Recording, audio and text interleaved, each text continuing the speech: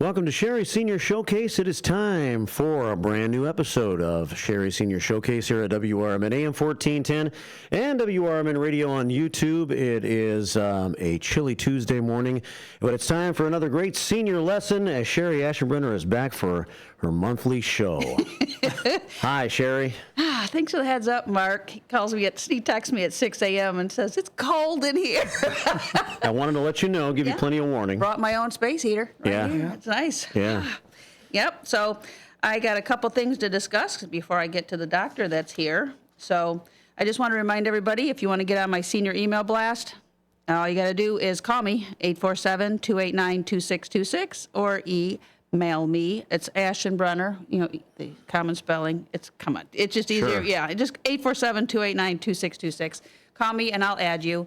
I have about 1,860 names now, so it's really, it does benefit you to be on this list because I send you things about the senior community events that's going to happen and going on, city scam alerts, the radio show, triad events, anything that seniors need to know.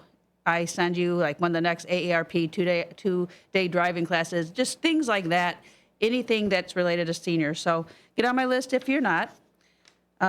Next month for my radio show, I am going to have Ken Bruderly. He is the Elgin Township supervisor, and he is going to bring Maggie Beyer, and they're going to kind of talk about their senior committee that the Elgin Township has, what they do. They have a senior discuss and discover, and we're going to talk about that and about the senior access pass. Okay, sounds good. Elgin Memory Care. We have a memory cafe in Elgin. We host it once a month. Actually, we hold it now at the South Elgin Public Works Building, but dementia-friendly Elgin area is growing by leaps and bounds. We had 61 people at our memory cafe this month, last Tuesday. Yeah, it's just getting bigger and bigger. It's nice, if you have someone that has memory issues and you want to bring them, that's fine. If you can't bring them, you want to come alone, that's fine too. You start making friends there, and we always have some kind of a speaker that's related to dementia, and we always have pizza.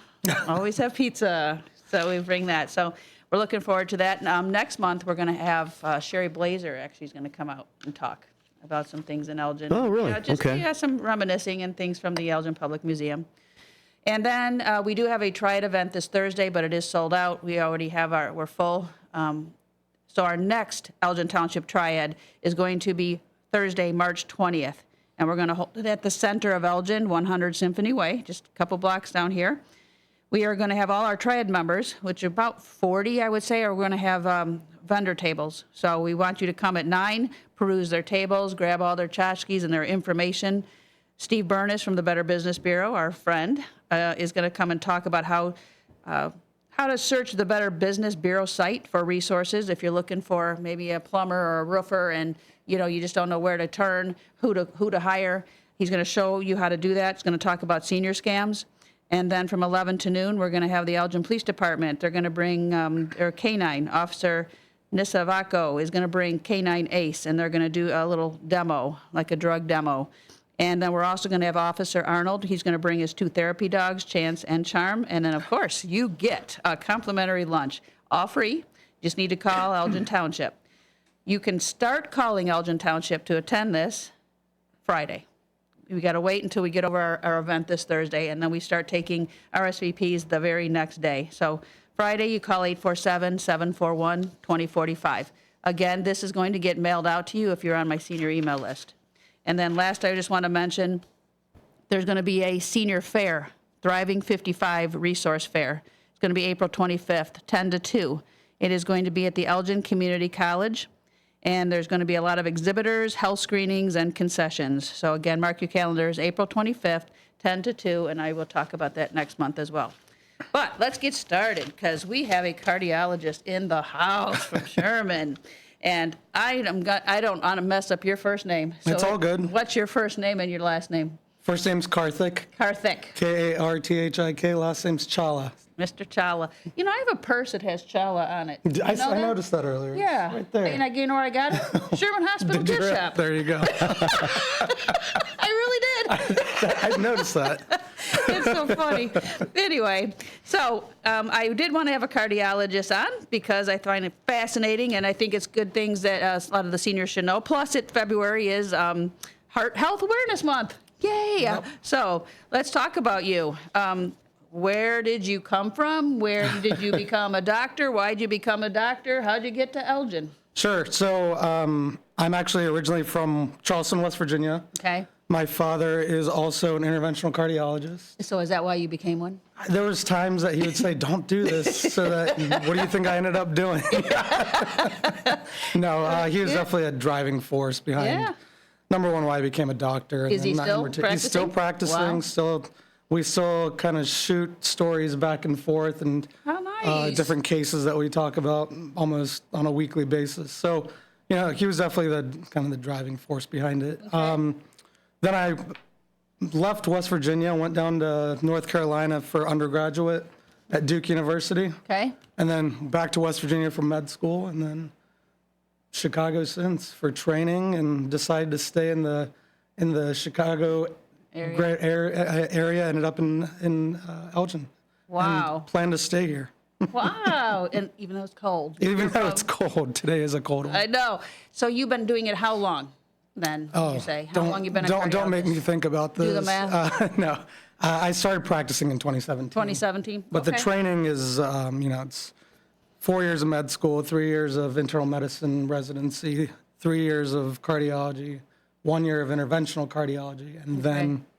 If somebody wanted to see you, where are you located if we had an appointment with you? So my home base is Sherman Hospital. Okay. But I do some remote clinics at the Huntley Oh, yeah? I've office been to right that off one. of 47 there. I like that it's little a great facility. spot. Yeah. I do. It's not so crowded. No, it's not as chaotic. You can park right there. It's easy to get into. So I'm there every other Friday. Oh, yeah. Okay. Well, yeah, I heard Mark say, and I got a little tips here, that there's a few things you wanted to talk about. Sure. Go ahead and start with Mark, transcatheter aortic valve replacement. What is that? So one of the major problems that we deal with is something called aortic stenosis. This is something that's existed for Never heard of it.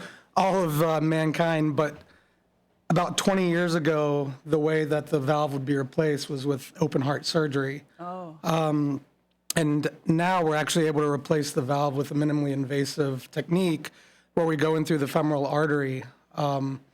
And by the time the procedure is done, the access site is already closed up. Patients go home the next day. Wow. So that's open just heart. from open heart. Mhm. Wow, to going home the next day. Yep.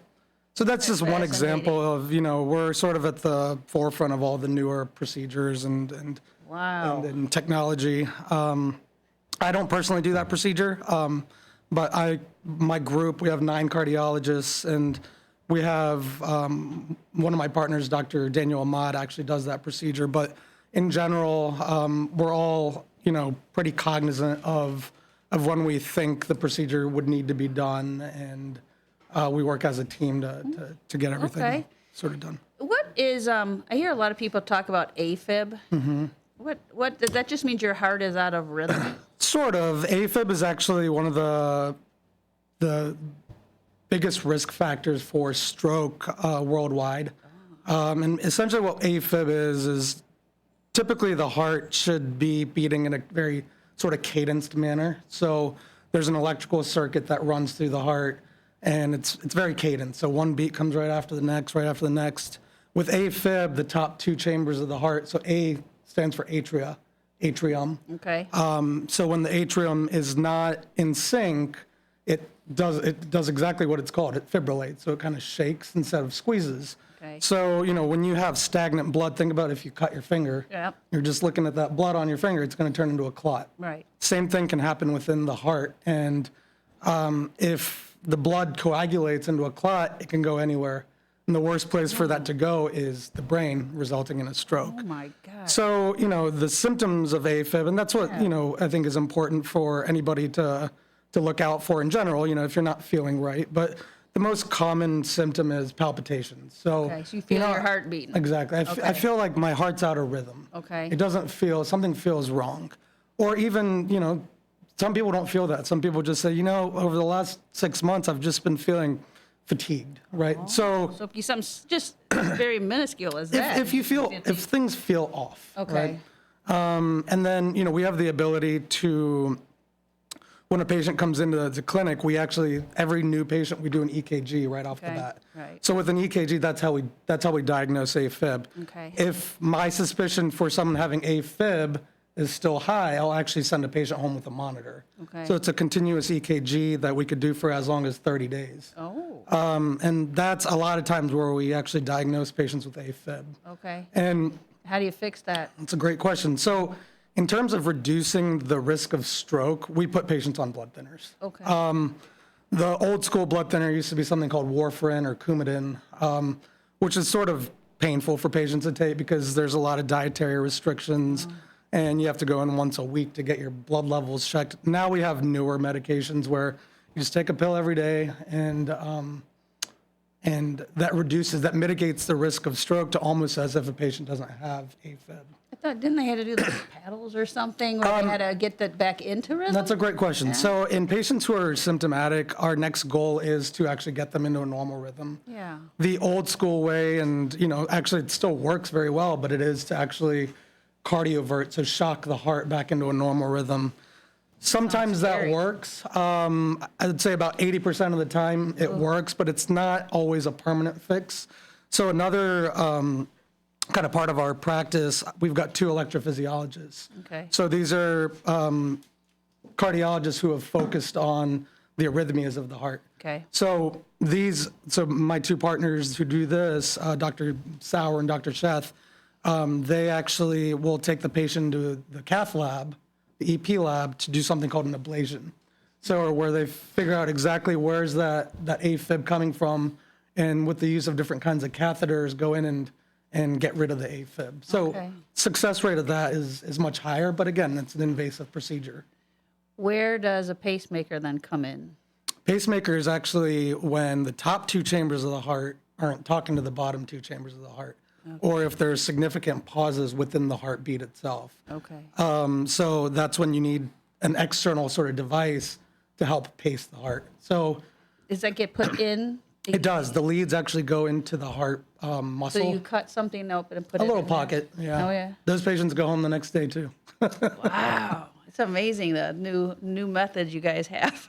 Actually, one of the newer technologies, so a lot of patients do complain with the blood thinners that, hey, I'm bruising a lot. Hey, I'm getting a lot of nosebleeds. Hey, Or you touch your skin and you just you bruise really easy, right? and even major bleeds, so GI bleeds or head bleeds. There's a newer procedure. I think we've done probably about 300 of them at Sherman Hospital, but it's called a Watchman device, where we actually go into that chamber of the heart that develops clots, and we put a little filter in there that helps close off the chamber. So patients who, number one, if they say, hey, we can't, this medication's too expensive, or I'm bleeding a lot, then we start the process to set them up for potentially a Watchman device. So again, something else that we're able to provide another service for our patients. So we were in the back, we were talking to just some of the symptoms of a heart attack. What is a difference between the symptoms of like a heart attack or a stroke? Are there different symptoms? Yeah, absolutely. So, a stroke is typically when there's reduced blood flow to the brain. Okay. Whereas a heart attack is when there's reduced blood flow to the heart. Okay. So sort of the pathophysiology behind all of it is all very similar. So the risk factors for developing either of those are similar. So high cholesterol, high blood pressure, family history, poor diet. But in general, the symptoms to look out for stroke, it's usually, weakness, sort of unilateral weakness, or problems with speech, Speech, yeah, that's what I've heard, speech. problems with vision. Whereas with heart attack, the symptomology is vast. But in general, They always say obviously, you're going to feel like it's grabbing or something, that's right? sort of the textbook, okay, yeah, I feel like there's an elephant sitting on my chest. That's the one that most people are like, I got to go get checked out.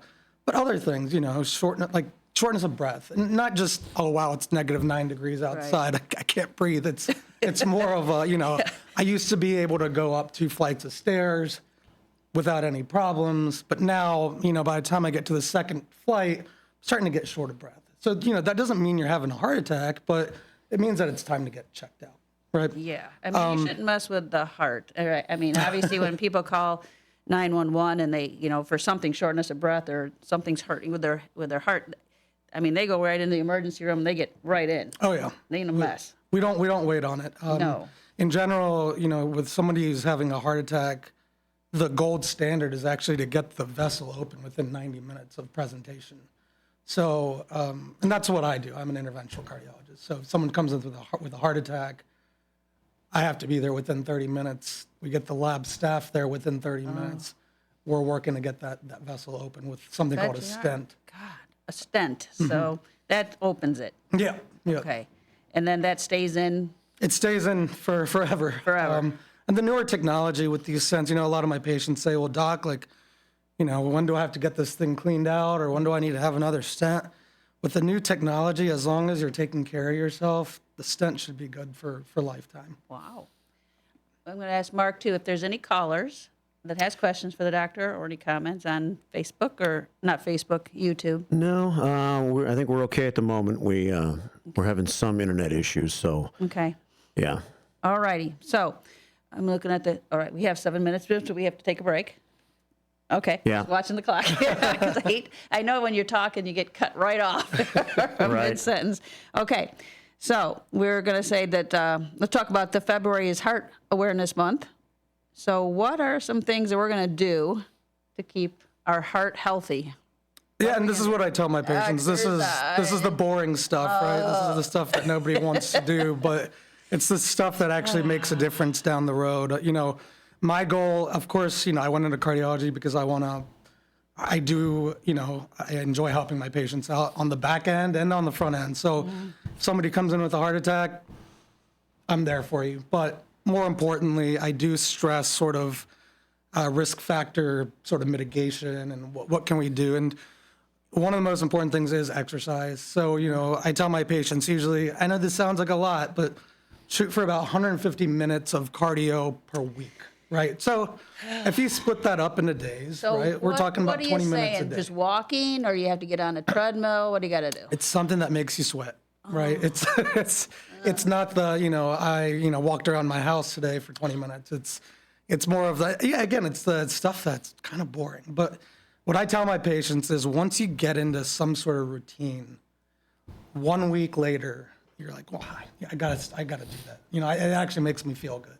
So that can be, an exercise bike or a treadmill or, even going for like a brisk walk outside. Not today, but in the summer. I got to start doing something. Mark runs.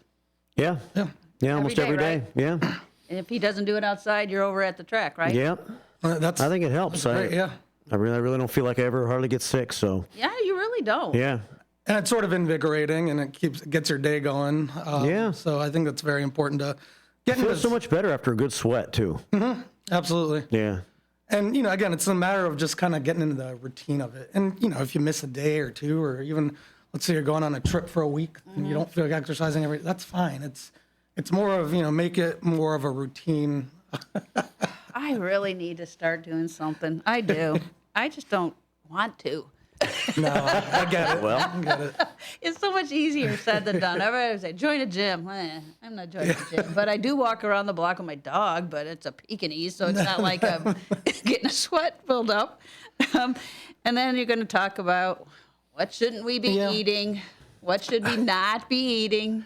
So, I stress sort of what should we be eating, Okay, right? let's So, start with what to eat. Fruits, vegetables, sort of lean meat. Chicken and like white meat more than red, right? Absolutely. And, again, this is what I tell all my patients. It's not that you can't have red meat. It's just don't have a burger every night for dinner. It's, kind of, Mix it up, find a day of the week that you're going to have your red meat, right? But in general, it's, and nuts are good. Again, the boring stuff. But you can, once you get used to it, it's easier to do those kinds of things. And Weight. Yep, yep. And, if you're doing the right things, then, and what do I mean by that? Diet, exercise, then the weight kind of, follows all that, It's all the... Because obviously, right, if you are more overweight, then you're going to have a tendency, or is it just your look? Maybe you are overweight or whatever, and you don't have a heart problem. Right? Well, yeah, again, but when we talk about weight and obesity, it's not the actual number itself. So, okay, this is my weight or this is my BMI. It's the stuff that you're doing in the background that can put you at increased risk of having a heart attack or a stroke, right? So if you're eating healthy and you're exercising, your weight, sure, it matters, but it's the stuff that you're doing to keep that weight down that actually helps for, risk factor reduction. But then they're talking about stress. I mean, how do you keep stress out of your life? I mean, it's hard, right? Yeah. And we live in a stressful time and stressful world.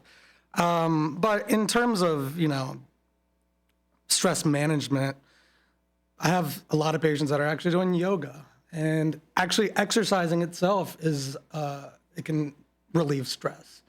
And, sort of meditation. These are things that are like, hard to do, but there are YouTube videos out there on how to figure out how to do this stuff. So just something, right? Even if you just move, like you said, even 15 minutes a day, if you turn one on TV and it just has you moving. Yeah, get your mind off of those stressors. I know, again, it's easier said than done. I think we all have our own stressors. And it's hard when it's colder too, because you can't be outside. That makes a big difference. 'Cause I love to be outside. Yeah, it's just even my dog. We were all just sitting there going, "Oh, I can't even take her for a walk. It's just, yeah. I think I have 4 more days of this. Yeah, I'm out. We've got a couple more months of this. 4 more days until it gets at least above freezing. Fair enough. All right. Let me know, Mark. Yeah, we're down to a minute before the break 1 minute. here, so yeah. Okay.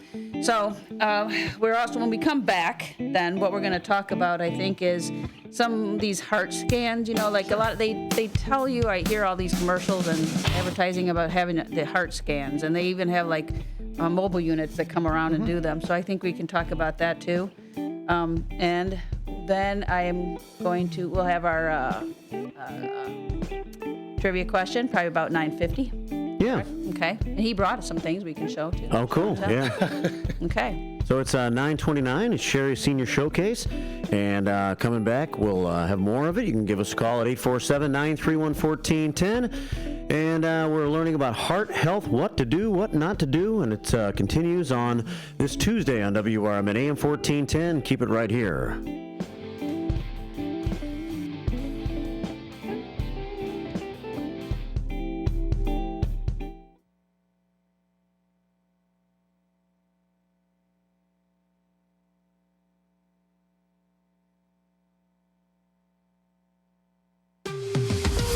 This is WRMN News. Hello, I'm Dennis Green. Schools are changing programming in response to President Trump's policies against diversity, equity, and inclusion initiatives. News Nation's Mills Hayes reports. 12 states have already passed laws that call for an end to DEI efforts. Another 12 have measures on the table. But the remaining states without laws on the book are all trying to figure out how to comply with this new federal policy. The University of St. Thomas in Minnesota, for example, lost a $6.8 million federal grant because the Trump administration deemed it was related to DEI. The grant provided scholarships for grad students pursuing a teaching license. The majority of scholarship recipients were white. K through 12 schools get most funding from state and local governments through taxes. The federal government gives 11% and gives more money to Title I schools. DOJ Reports has been able to find $55 billion in savings. The IRS is expecting 140 million Americans to file tax returns this year. News Nation's Tom Dempsey reports. DOJ is really zeroing in on the IRS during this effort to cut down on wasteful government spending. DOJ wants access to a system containing millions of files and sensitive taxpayer data. That's sensitive information that Democrats say Musk and his team should not have access to. But defending DOJ's efforts, the White House says, quote, waste, fraud, and abuse have been deeply entrenched in our broken system for far too long. It takes direct access to the system system to identify and fix it. A federal judge may release a decision on a lawsuit filed by over a dozen attorney generals across the country who are trying to block DOJ's access to sensitive information. WRMN News, produced in Studio 14 by the River Media Network.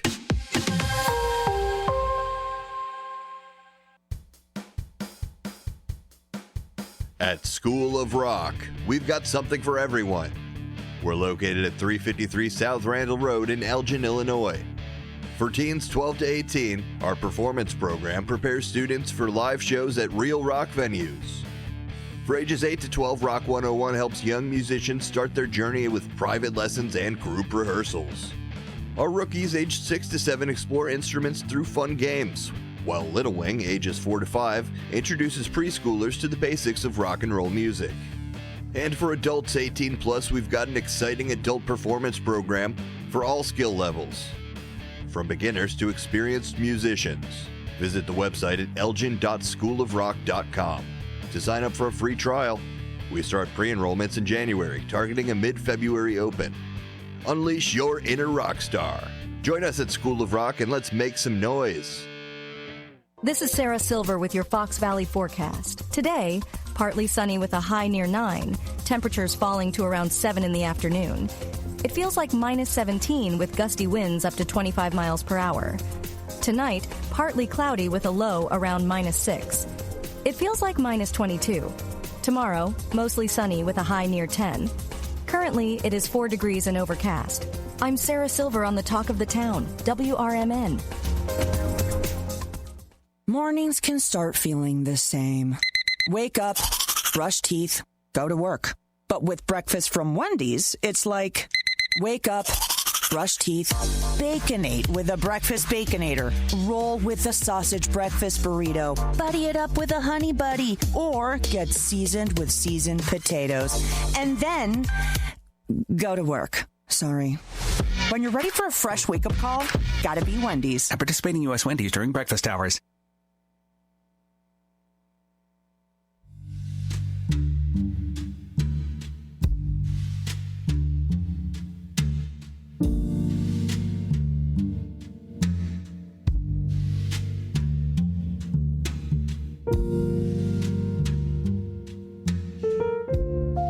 It's Cherie Senior Showcase here on this winter day. We're learning about heart health, and we have the good doctor in the house with us, and there are some things we still want to cover on the program here today. So welcome back, Cherie. Okay. So, again, since we're going to come back on the second half, Dr. Chawla, tell us again a little bit about when you became a doctor.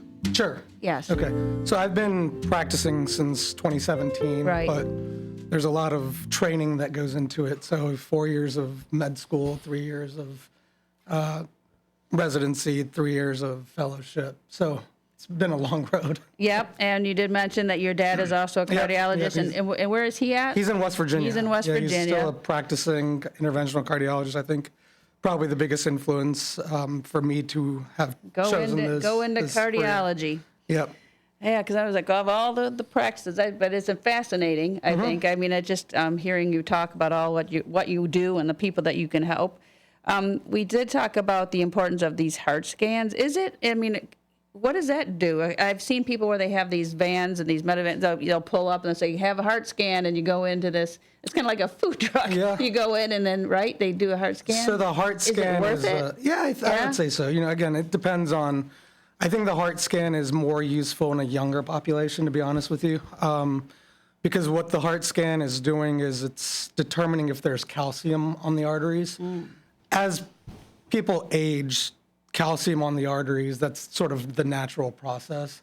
But, if I see a 45-year-old with an abnormal heart scan, that would raise some red flags that Well, that's good. I mean, you catch it. The sooner you catch things. Definitely. And, the heart scan's not the the end point. There's End all be all. There's going to be either a stress test after that, or if my suspicion for a blockage is high enough to do something called like an invasive angiogram. But again, that's for sort of me to determine once I look at risk factors and how bad is the result of the heart scan. But I think there is definitely some utility in getting those done.